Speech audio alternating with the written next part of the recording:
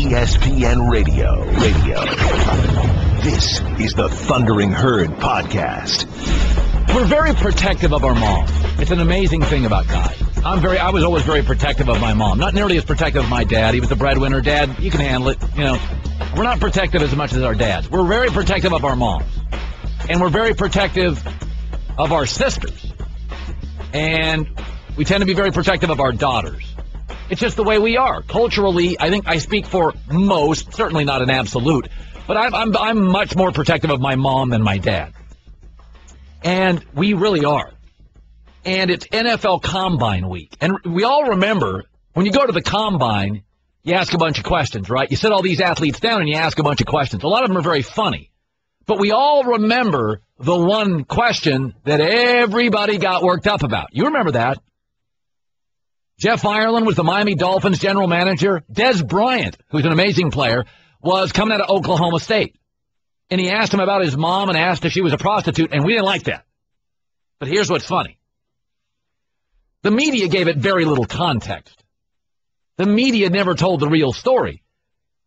Des Bryant said, "What's your dad do?" His answer was, "My dad was a pimp." Jeff Ireland said, "What does your mom do?" "Oh, she works for my dad." "Well, excuse me, the pimps have secretaries?" The logical question is, she's a prostitute? No! Reverse it, it's not offensive. What's your mom do for a living? She's a madam. What's your dad do? He's an escort. It's not offensive. What's your grandfather do? He runs the mob. What's your dad do? Is he a mobster? It's not offensive. Some people were offended. Poor black kid, potentially. Affluent white GM. You're going to a dark place. But a lot of that was, don't mess with our moms. Don't ever say that about my mom. But let's be honest. My dad's a pimp. My mom works for him. Folks, I got to be honest. If you said your dad's a drug smuggler and your mom worked for him, I kind of guess she's in narcotics. Wouldn't you, kind of? This is Combine week, and you ask all sorts of weird questions. Just think about how easily it is to offend. We love our moms so much, and our sisters and our daughters. Think about this. If you went to the Combine, and a general manager said, "What does your dad do?" And you said, "My dad is he's a surgeon or he's a doctor." And he said, "Well, what does your mom do?" And the player said, "Well, he works for dad, right? Works with dad. Even if you said, "See, your mother's a nurse," that's offensive. Are you saying your mom can't be a surgeon? She's not capable of being a doctor. Why does she work under him? You said that's offensive. Because we're protective of our moms. Our mom could be a surgeon if she wanted to, but she had to be there for us because dad was at the hospital. Think about how easily we are offended with mom. Even just saying your mom's a nurse. A nurse is a great job, by the way. Nurses make a lot of money. Not easy to be a nurse. A lot of women. Nurses always get employed. They always have a job. They're really valuable to a hospital. It's a great job. Nurse is a great job. Never unemployed. But if you said dad's a doctor, mom works with dad, and you said, "Oh, your mom's a nurse," oh, you're putting mom below dad. I always thought the Jeff Ireland situation with Des Bryant, of all the things it was, don't you dare say that about my mom. But if you went and gave it context, dad's a pimp, my mom works for him, you kind of limit the options. Is she a seamstress? A secretary? I mean, think about that. We were talking this morning. There's that show, The Bunny Ranch. Dennis Hopf owns the Bunny Ranch out in Nevada. Think about this. If you said mom runs the Bunny Ranch, what's dad do? No answer's offensive. Escort? Oh, whatever. Secretary? Whatever. But if you reverse it, dad runs the Bunny Ranch, mom works for him, there's all sorts of landmines out there you don't want to talk about. So in the end, it is the week they ask really uncomfortable questions at the NFL Combine. And here's the number one rule. Don't you dare insinuate mom's anything but an angel at all times. Heard brought to you by Regis. New way to work. Call 1-800-OFFICES. Now, I also have a theory about the Combine. I wouldn't go to the Combine. Is that I think the Combine is a classic example of very few gems are discovered, but lots of mistakes are made. You go to the history of the NFL Combine, not a lot of gems are uncovered. Dude, you had 4 years of tape. You had the Senior Bowl. Your area scout saw him 7 times. You can do personal workouts. You can get the information from the Combine. All you're doing is begging for trouble, seeing those guys with their shirt off. That's when you go, dang, whoo! That's the hotel lobby mistake. Vernon Golston. See, what happens at the Combine is they line players up. They all take their shirts off. And then you forget about everything. Man, look at that guy. Whoo! Man, that guy. No. Put the shirt back on. Give me his college tape, because you don't play in your underwear. Give me your college tape. Give me the area scouts. Let me see the personal workout. The Combine is similar, and I've said this before, it's the executive hiring the stunning secretary. You can find somebody else to type that. More bad things can happen than great things discovered. Just don't go there. Just too close. Wife's out of town, summer dress, perfume, 3 feet away, walk by 9 times. Just don't. Just don't. Just hire Helga. She's 64 and she deadlifts 600 pounds and she can type just as well. Don't go there. You go to the Combine. You've got all the tape for 4 years. You've got send your psychologist to find out if the kid cares about football. Send that guy. Don't send your scouts. Don't send any of those guys that are going to be in the war room. Because they're going to sit there and go, oh, my God, his underwear. Oh, my God, that guy was ripped, man. He was going, oh, my gosh, what have it? It's like Tarzan. Oh, my God, look at that guy. You want to know what? You want to look at a lot of the NFL busts in the NFL? You know what they are? They're ripped guy. They're jack guy. They're a guy that's on something, goes to the Combine, rips that shirt off. Every GM's like, oh, my, look. Oh, my God, I fall in love with that guy. Look at that guy. Oh, my God, his underwear. Oh, my God, guy's amazing. Yeah, you don't play in your underwear. You play in pads. I'm telling you, the Combine is a dangerous place. You got all the tape, 4 years, Senior Bowl, personal workouts. You can get all the data. You can get all the data from it. You get me within 4 feet and he keeps walking by. It's like, oh, look at that, man. That guy just shoulders. That guy's head. Yeah, sure. Yeah, oh, my God. Oh, my God, look at that guy. Look at that six-pack. Oh, my God, those hands. Oh, my God, he's going to be a set. Yeah, by the way, at Virginia Tech, he had 9 catches in 3 years. Yeah, Oklahoma State, 4 catches as a tight end his last 2 years in college. He looks great at the Combine, where they basically line guys up and have them take their shirts off. It's a beauty pageant. It's one big swimsuit competition. I'm telling you, a lot more mistakes are made than gems discovered at the Combine. You know, look at those glutes. I mean, that guy, those glutes are amazing. Can you imagine those glutes in the AFC playoffs? He must squat Delaware. Oh, my God. Yeah, he made 4 tackles at Ohio State as a senior. Colin Cowherd. The Thundering Herd Podcast. Peter King, the MondayMorningQuarterback.com. I'm not a big fan of the Combine. Teams already have enough resources. I think they get burned. A little bit of a Westminster dog show to me. What's your take on it, Peter? Well, this is a story I like to tell about the Combine. In 2009, Bill Parcells was running the Miami Dolphins draft. They went to the scouting Combine and fell in love with an option quarterback named Pat White. Remember him from West Virginia? Yep. And so they go to the Combine, they fall in love with White, and they come back, and all of a sudden they say, geez, we can't let this guy pass by. He's the perfect guy to run the Wildcat for us. And so they overdrafted him. They drafted him with the 44th pick in the draft, a mid-second round pick. And obviously Pat White never did anything in the NFL. The next year, Parcells still had his fingerprints on the Miami draft, and he said, here's how we're doing it this year. We are going to put our board in order by the middle of February.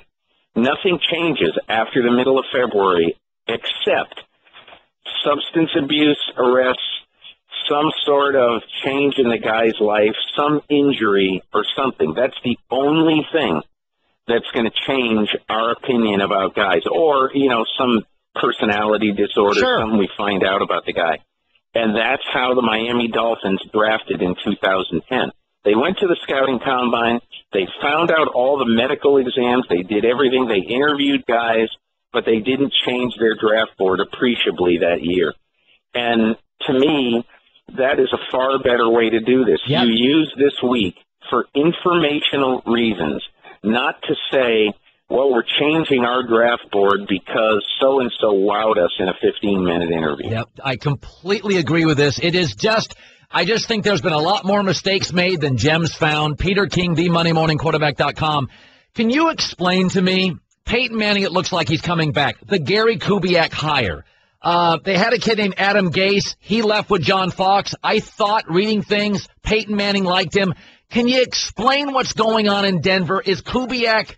Is that Elway's guy? It just I'm confused on the outside looking in here. Well, Kubiak is Elway's guy, and they were always going to let Adam Gase go seek his fortune elsewhere because the Broncos were never sure when they went looking for a coach. They were never sure what kind of offense they were going to run. And so they knew that Peyton Manning liked Adam Gase, but they weren't going to make the offensive coordinator choice by the head coach based solely on Peyton Manning's affection for Adam Gase.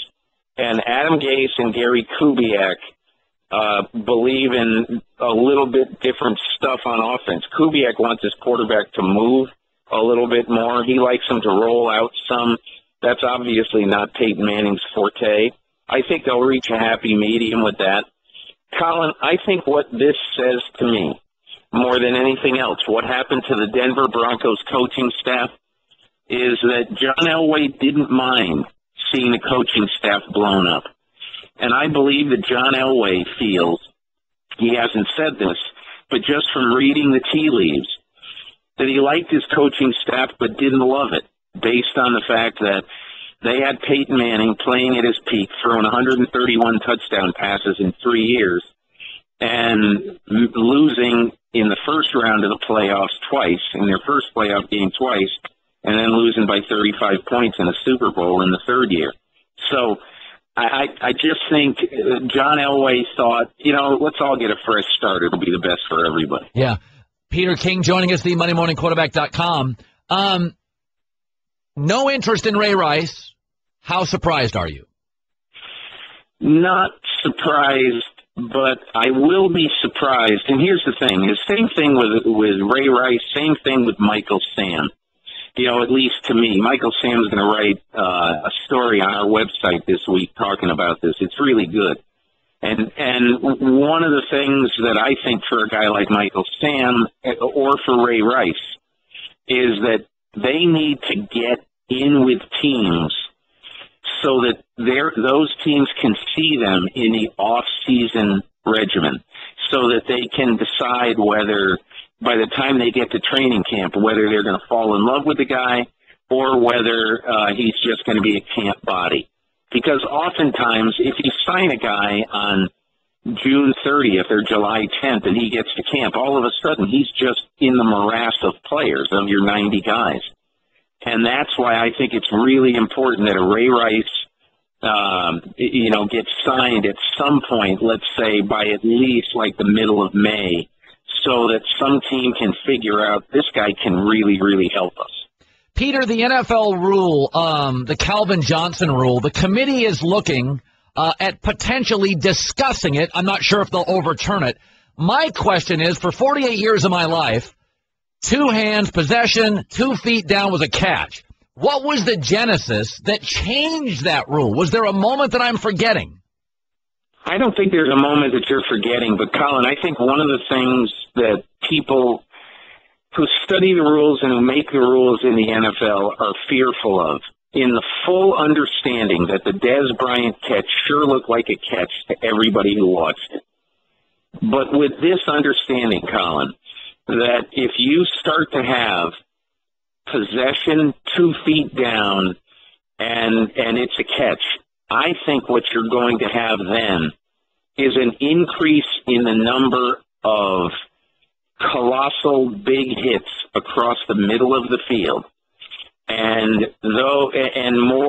I think more concussions, more head injuries, and more potential players at risk in the middle of the field. This isn't going to be like for the end zone or for the sidelines, but the byproduct of two hands on the ball, both feet down, without having to make a football move, without having to do anything else is, I just think you're going to get an awful lot of huge hits across the middle that could be potentially injurious. And let's be honest, that really is the league's number one concern with concussion lawsuits. I mean, in the end, most of their changes right now, Peter, it feels like to me, are safety-based or litigation-based, right? No question about it. That's why eventually I think you'll see no kickoffs in football. You'll see the game played the way the Pro Bowl was, where you did not see a kickoff return. 25 years from now, who knows? You might not see a punt return. I don't know. But I think all the changes that are going to be made will always have one eye on health and safety. I heard you like Miley Cyrus's 50 Ways to Leave Your Lover as much as I did. I thought it was a fantastic rendition of the song. Yes. I thought it was really good. So did I. There were so many highs and lows in that show. I mean, why does Eddie Murphy come out and not tell a joke? Why does Chevy Chase come out and not be funny? There were a bunch of things I didn't understand. And also, where were the cheerleaders, Will Ferrell and Sherry O'Terry? I mean, come on. You can't do a 3.5-hour show on the first 40 years without seeing the cheerleaders. Oh, Celebrity Jeopardy is my all-time bit. You like Turd Ferguson, don't you? It has always been number one on my bet. It's way up there with you? Oh, it's top 5 easy. It's incredible. All right, Peter King. Good talking to you, Peter. All the best, Colin. You're in the Herd, the Thundering Herd podcast. I never drank soda coming up, so I don't drink it as an adult. And I don't know if my parents had some stand against soda. I don't think they did. I just think my dad was cheap and didn't give my mom much in terms of, like as far as the house budget for food. My dad once bought my mom a garbage can for Christmas. He was fairly cheap. And then he brought me an Egyptian headdress because he went to Egypt. He was kind of cheap. So I don't think, cola's expensive, right? So I just don't think we had any in the house, so I've never had a taste for it.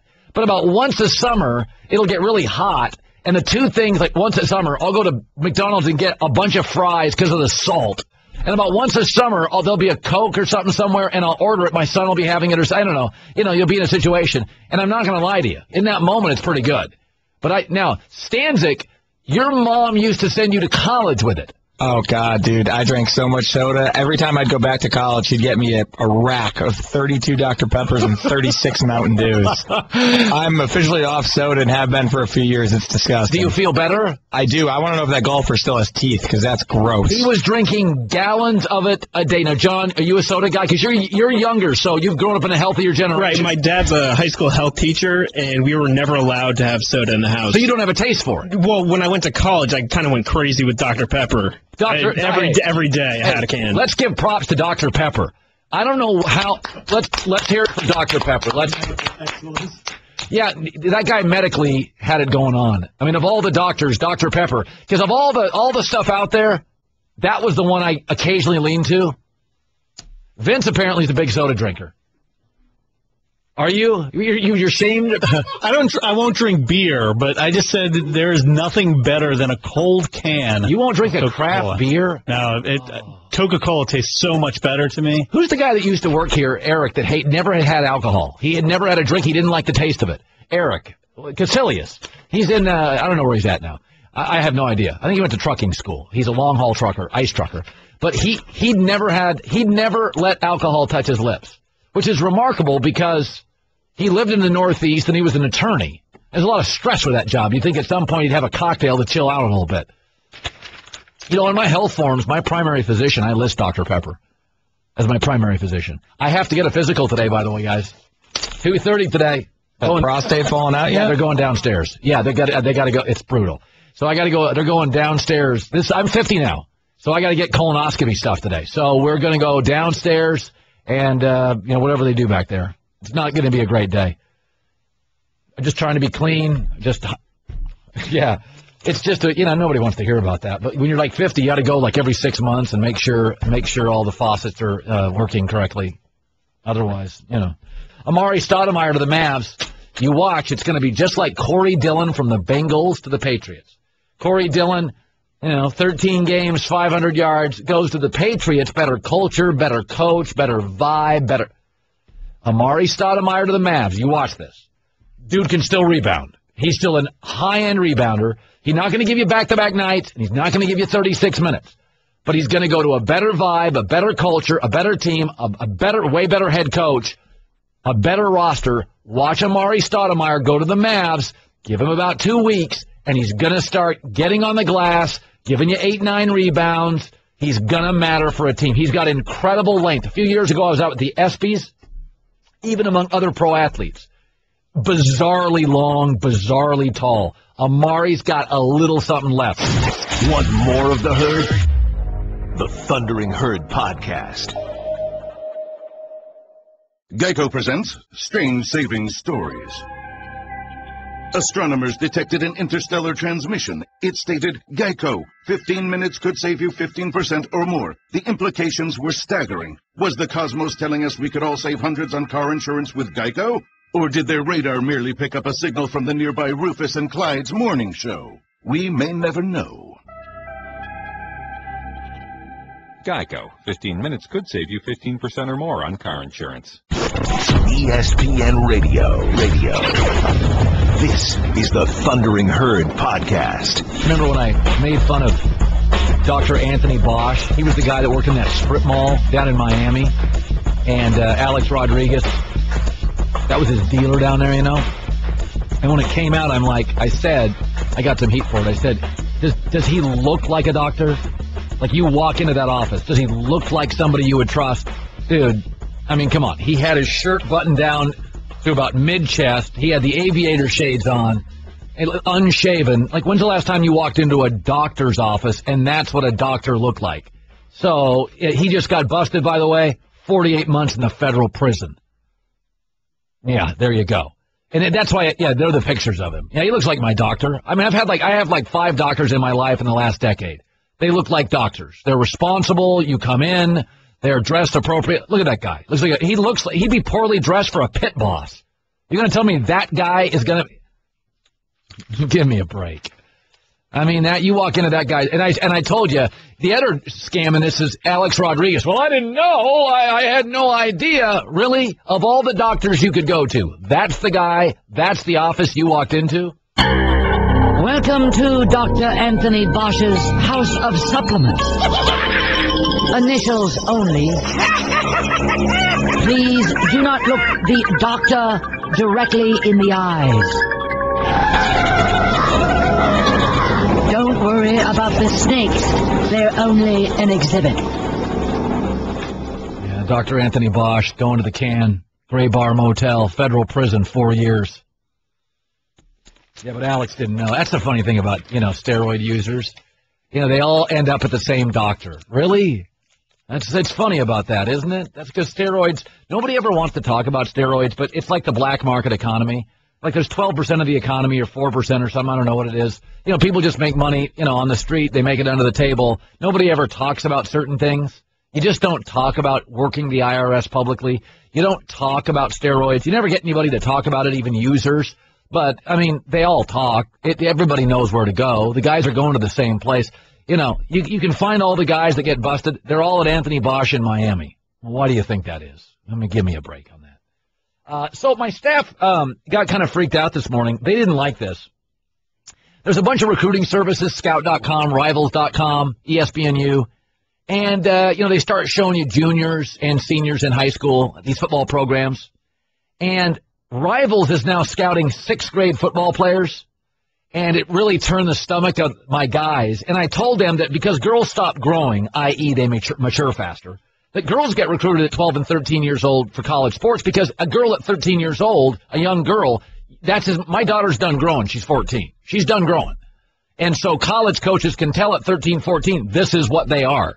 this is how big they're going to be. So softball programs, college basketball programs, college soccer, 13 and 14-year-old girls are being recruited. We're not as comfortable with guys. There's an age thing. But it's funny. It's okay with girls in modeling to go to Italy at 13 years old. Like, we're okay with that. We can send people to war at 18. But we're upset with this stuff. But I told the guys, because they were like, aren't you creeped out by it? And I said, no, here's what's happening in society. There's a problem in society right now that college tuition costs have gone through the roof.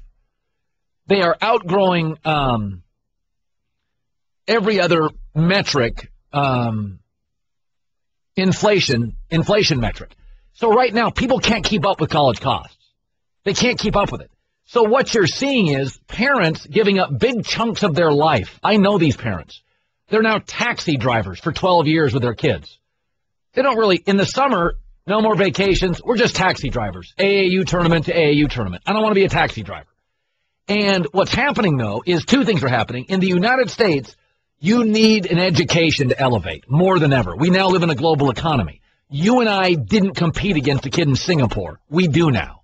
We didn't compete against a kid in Bangladesh or Saigon. You do now. The kid in Piscataway competes against the kid in Bangladesh. It's a global economy. Most of the parents listening to the show couldn't get into the colleges they got into when they were, 18 years old and are now 55. We're in a global economy. You're competing against the world, and it is harder to get into schools. And secondly, college costs are skyrocketing. So what happens? You're looking for scholarships. Parents will do anything for scholarships now. And it's harder academically to get into schools, so let's go to sports, Division I, Division II, and I see it all the time. Parents right now, all this stuff about recruiting, especially boys, it's just trying to get scholarships. It's trying to get your guys into college. I've argued this, that I think what you're seeing, HGH and steroid use in high school, you can spot it in high school, parents are looking the other way. They know they don't feel good about it. They're not happy about it. But they know their son's getting it. They know what's happening. But in the end, $37,000 a year. You've got two sons. That's $75,000 a year. You can't afford it. You make a nice living. You're a sales guy. You make a good living. You can't afford $150 a year. You are looking any means possible to get scholarships, Division I, Division II, for your young son or daughter. And so I think it's really driving this thing. I think you're seeing more kids into stuff, more youth sports. It's kind of like taxi cab parenting, and I've seen it. It's incredible.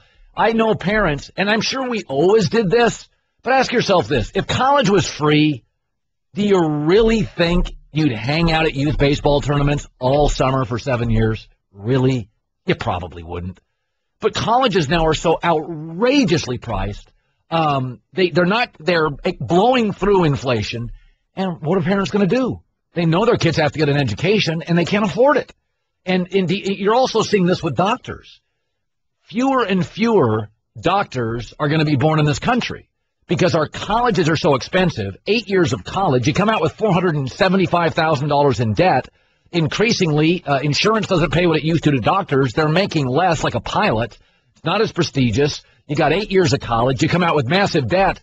That's why a lot of doctors come from out of the country where college tuition is not as expensive. And you don't come into America being a doctor with $900,000 in debt. So you're seeing this thing happen with college and debt. I understand it. I get where it's happening, but I think that drives all of it. I'm not blaming rivals. I think you have more parents pushing kids, younger age, get the scholarship, and I think it's what's happening. And I think parents feel trapped. I'm around some of these parents. They feel trapped. They got 3 kids. They can't afford $140,000 a year of college tuition, and kids got to go to college these days. It's a global economy. You got to get them to college. Jim, you're in the herd on ESPN Radio. Jim, go ahead. Hey, Colin, thanks for taking my call. Love the show. Thanks. Hey, me and my wife are taxi cab parents for our older son. He's student, not best grades, but athletically he is above the education. We do the same thing. We take him to training camps, speed camps, the AU basketball, everything, just so we can get him that free ride into any college. Yes, and it's by the way, I feel sympathy for it. I'm not judging. I'm seeing it all over this country. If you look at college costs, even for like directional schools, It is through the roof. And what are parents going to do? So parents now are, I have friends that I can't see them in the summer. I'm in AAU tournaments. They're just gone. Like summer's now you're just a taxi cab driver. And it's all over society. I think the college costs are scaring parents and forcing them. Ask yourself, if college was free, would you do it? No. It's really driven by the cost. They say if it's not about sex, it's about sex. If it's not about money, it's about money. It's about the college costs. And you're seeing it with doctors in this country. It's ridiculous. Why? If my dad was a doctor and I'm a brainy kid. My mom and dad were doctors. I'm a brainy kid. They're not, not mega rich, but they make good livings. They're doctors, pediatricians.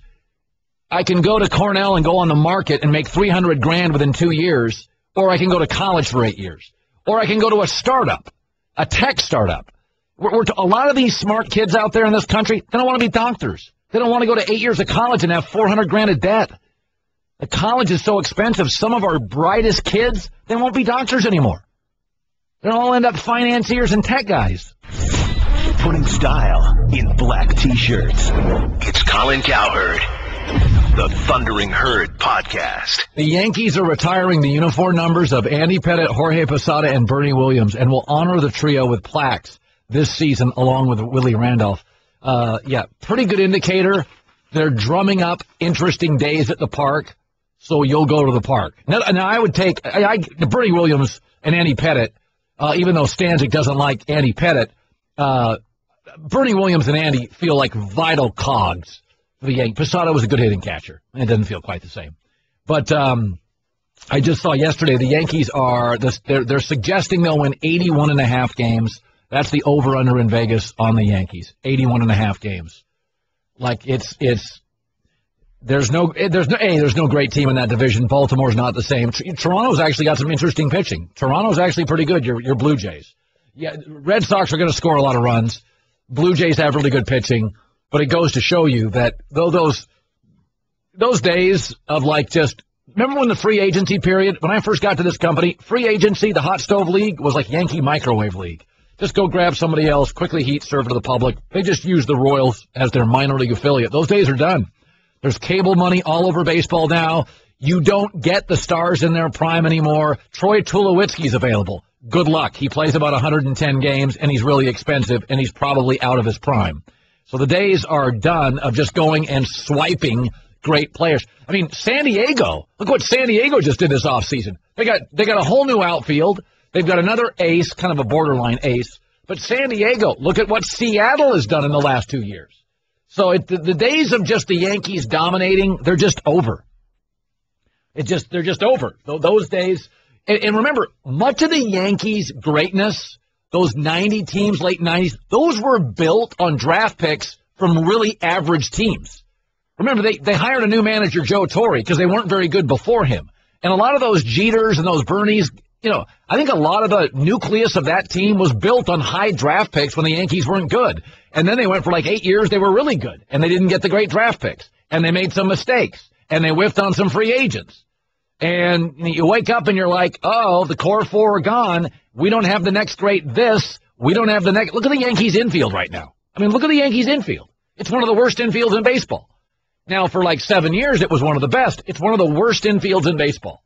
They've got too many outfielders, not enough infielders, and they have to cross their fingers on health with Beltran, and some of these aren't. They're just crossing their fingers that guys stay healthy.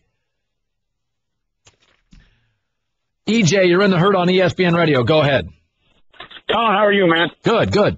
Hey, your feeling on how the Yankees are perceived when 1 week they're going after possibly considering suing A-Rod on his bonus clauses, and he's an admitted PED user, and the next week they're turning around and glorifying Andy Pettitte, who's also an admitted PED user. Right. Your feelings. Pettitte was considered more. Oh God, look at my staff. They're cheering this. You guys. What a phone call! Oh God. Yeah. My staff hates Andy Pettitte because they lump all steroid users together. Andy Pettitte did it with more grace and acknowledged it, and therefore, at least to the Yankees, did it, used it, owned up to it, didn't continually lie for it. He's still a graceful cheater. Okay, A-Rod is like the godfather of it. He's just a guy out back, apparently, occasionally stealing some cargo at the shipyard. He's not the godfather. He's not whacking guys. So it's, Bernie Williams he's not a Hall of Famer, but he's a really good player. And, and is Andy Pettit a Hall of Famer? Probably not. He was really good in the postseason, but I'd say probably not. That's probably not. I also apparently hate him, so. You've just got to get over your angst. I'll pull at you. Nothing against him personally. Listen, companies do this. Two people have done the same thing, but it is the grace in which you do it. How do you handle it? I mean, companies all the time, this person did this and this person did this, but this person gets fired and this person gets suspended. Yeah, no one's the more talented one. That's A-Rod. Well, but A-Rod has been a serial honesty avoider. And he has been difficult with the organization, and let's be honest, they paid him a fortune. He lied, and they owe him $60 million, and that's a big chunk of it, too. They don't want to pay him what they want to pay him. Mike, you're in the Herd on ESPN Radio. Go ahead. Hey, Colin, thank you for taking the call. You bet. I'm a diehard Yankee fan, grew up. I agree with what you're saying about the direction they're going in. I don't like it. But with the Pettit, Posada, and Williams, it is just a way to get people in the stands. Yes. I don't agree that their names don't fit with Ruth and Gehrig and DiMaggio and Rizzuto and Winfield. That's right. They don't, Mike. And it's, listen, what we've noticed, Mike, if you're a Yankee fan, do you go to their games ever? Do you live do you live in the Bronx or buy it? Unfortunately, not anymore. I moved away from Jersey about 10 years ago. Okay. The reality is they're struggling. Tuesday, Wednesday, Thursday night, they're struggling with crowds. I mean, so the secondary ticket market, they're not making the money on season tickets. They're not making the money. The turnstiles aren't moving like they used to. The team last year was boring. It had very little pop. It's a tougher sell right now. I mean, I would say between the Mets and the Yankees, the Mets have much more hope because of their young arms. I mean, the Yankees right now, you're crossing your fingers on an old team staying healthy for the second year in a row. Aaron Boone predicted it 4 years ago here in the hallway. He goes, they're going to get to a point in about 3 years, they're in big trouble. And they're in big trouble. It is crossing your fingers time and praying that A-Rod can give you 18 jacks. I mean, that's the place they're in. Technology gone bad. Gone bad. This is the Thundering Herd Podcast. Oh, he's one of my guys, former NBA exec, Tom Penn, joining us here in studio. I got a lot of NBA things. You've got a couple interesting takes. First of all, you were in Saigon. Awesome. Yeah, amazing. Awesome. Really, really. Now, that's a communist country. It is. Do you feel safe there? Totally. Free market, the way they operate. Communist in government. I'd say government only, not in the way it affects life. The place is bustling. All kinds of economic opportunity, growth. It's like China was 10, 15 years ago. What is it? Are there drinking regulations? I always think of people, they're out in those, they're drinking, they're in the street, they're having fun, there's festivals. I don't know why I think that when I think of the Asian influence. What's Saigon like in the city at night? It was really vibrant. It's dense, tons of people. Tons of people. Motorbikes rolling everywhere. Everywhere. But the traffic flows. It's like this weird, no rules, no right-of-way. You just sort of declare where you're going and everything works. Do you have big winters there? No winters. That's what I'm saying. No, it's tropical. So it's like New Orleans, where it's open cafes right to the street. You got it. Cocktails. And the Lunar New Year is Thursday, okay? This week is What's that mean? It's the Chinese New Year, so the Lunar New Year. It's Thanksgiving, Christmas, and New Year's wrapped in one. Think about that. All the emotions of Thanksgiving, all the gratitude around Christmas and giving of gifts, and then the party of New Year's. It's all happening in Asia this week, and they shut down for 10 days. So when you talk about at night, the whole place is lit up like a Christmas tree. It's, with lights everywhere and then flowers everywhere, and they're all giving gifts, and it's really festive and joyous. It's really cool. That's cool. All right, let's come back to the States. Domestic product. Kevin Durant takes a shot at the media. I'm thinking, why would he do it? They've actually grooved him for about 8 years. He's got a big hole in his resume, and we love him. He's kind of the white hat to LeBron's black hat for about 7 years. Was he, because the Oklahoma newspaper called him Mr. Unreliable, was he basically saying, I don't like the media, and getting them ready to leave town. So when he leaves town, that is his out card, is that the media here was rough. No, I think it has nothing to do with that. I think first of all, he reacted to a question about his coach. Okay. And he went to protect his coach. Sure. I think he needs this kind of edge. I think he needs to be more us against the world. This is a common rallying cry you see from the great ones. And I mean the great ones that go get the trophy and the rings. Think of Isaiah. Think of Kobe.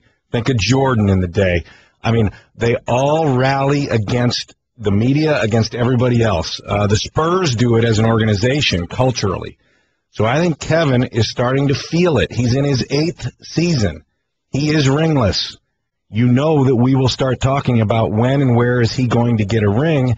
And in Oak City, they had this giant window that was open with Harden, Durant, Westbrook, and then they trade Harden away.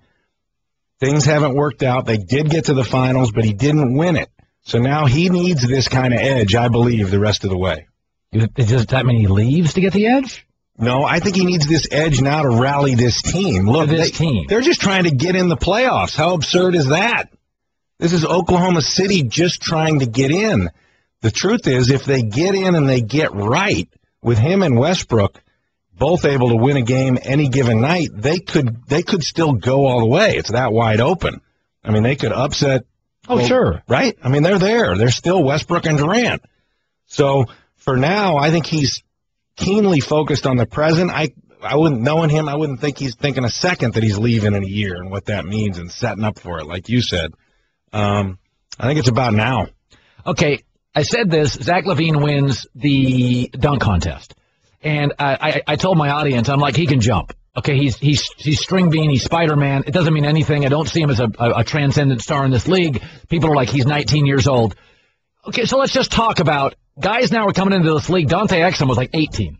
Yep. And as you told me during the break, look 13. Yep. So when you look at Zach LaVine, and he can jump through the roof, transcendent high school player, college, he was hot and cold. What do you see? Because he was the talk of the weekend. Yeah. So what do you see? Well, what we saw was elite NBA athleticism before the weekend. You cannot teach that. This is what Westbrook had coming out. You know, when I scouted Westbrook, I remember writing down the word wow 4 times during the game. With LaVine, you did the same thing. You went wow when you saw what he did because it's NBA level wow, and the whole world saw it over the weekend. So that is not teachable. The question then is, what's the work ethic?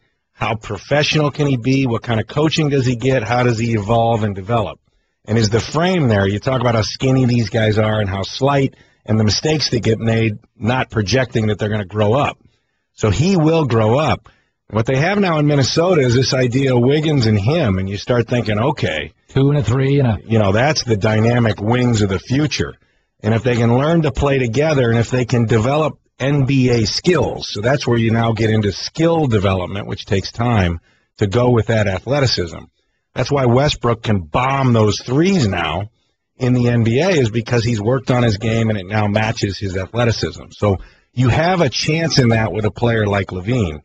Now, a lot has to happen, but the basis is there for sure. Tom Penn joining us, former GM, the Herd on ESPN Radio. I said earlier that we were talking about cultures, and I said you're seeing J.R. Smith go to Cleveland and kind of gets his act together. And you see, Mozgov was in New York for a very brief time, but he's kind of he's size, which the Cavs didn't have a ton of size.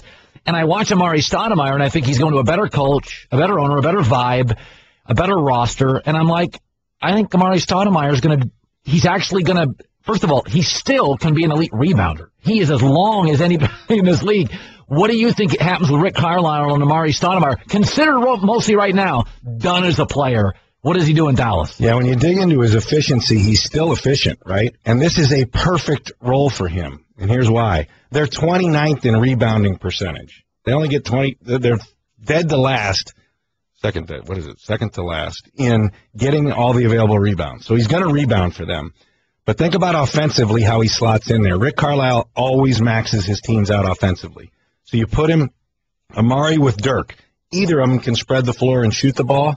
Amari can go in the post. 46% of his plays offensively are in the post already. So he can play down there in the post. Now put him in there with Tyson Chandler. Chandler's in the post. Let him play pick and pop with Rondo. and he's going to knock down those jumpers the way he did with Steve Nash. When he's got a great point guard, it's an unguardable situation. He's going to pop, he's going to space the floor, he's going to knock in the shot. Rick Carlisle knows this. Rick Carlisle will put that into play. You'll see their efficiency go up. This is a missing piece that they needed offensively. All right, do you have any NBA background music, or a computer can't handle it today? I'm going to do my little thing. I've been doing this. I'm giving you teams, yay or nay, can win a title. Because I think this is an outlier year. Yeah. I think Cleveland's not quite chemistry there. I think San Antonio's a little old. I think it's the year where you see a Houston do something that we didn't expect, perhaps. I agree, but is this can or will or what? What's okay, so let's define the game. How about I'll give you a team, your first yes or no they can win a title. All right. And a sentence why or why not. Houston. No. Too many threes, unreliable that way, not made for the playoffs. Washington. No. Not ready for prime time. Can't get through the East, the big three in the East. Plus, Bradley Beal's still hurt, right? I like Bradley Beal. Portland. Yes. Batum's very inconsistent. Damian Lillard finishes games. LaMarcus Aldridge there every night, and they're deep and balanced beyond that. Chicago. Yes, for sure. Twin Towers, best front line in the league, and then you got Derrick Rose. Can he get to 75% of what he's been in the past? Toronto. Maybe. That's not part of the game. You're making stuff up. You're winging it. We don't do that here. It's a very rigid show. I'm like a Tiger Mom. Okay. Very rigid. No. Well, people in Canada didn't like that answer. No. Okay, one more. I know the answer. Golden State. Oh, yeah. They don't have a lot of size. Oh, yeah. They're the real deal. They come at you in bursts. Did you think, Clay, you've always told me stuff off the air because you like Kevin Durant. When I was going crazy about Kevin Durant benching a $140, I didn't know you as well. And you said, listen, he's going to score 25, 28 a night. Right. Klay Thompson. Did anybody know he was going to be like this? I don't think people thought he'd be like this quickly, but he was really liked by Golden State. And you look at that size for position that he has. And that's what's big for you. You always talk about that. 6'7", and he can guard anybody. So he's willing to play both ways, two-way player. He will defend the best wing player, and then he scores the ball so easily. When I saw him in the preseason, I was at a game with Jerry West in the suite watching their team, and I was like, Jerry, my God, he scores so easily. Yeah. And Jerry's like, oh, yeah, this is coming. So it's here. Good seeing you, man. Good to see you. Check out The Herd with Colin Cowherd weekdays from 10 a.m. to 1 p.m. Eastern on ESPN Radio, ESPNradio.com, and on ESPNU.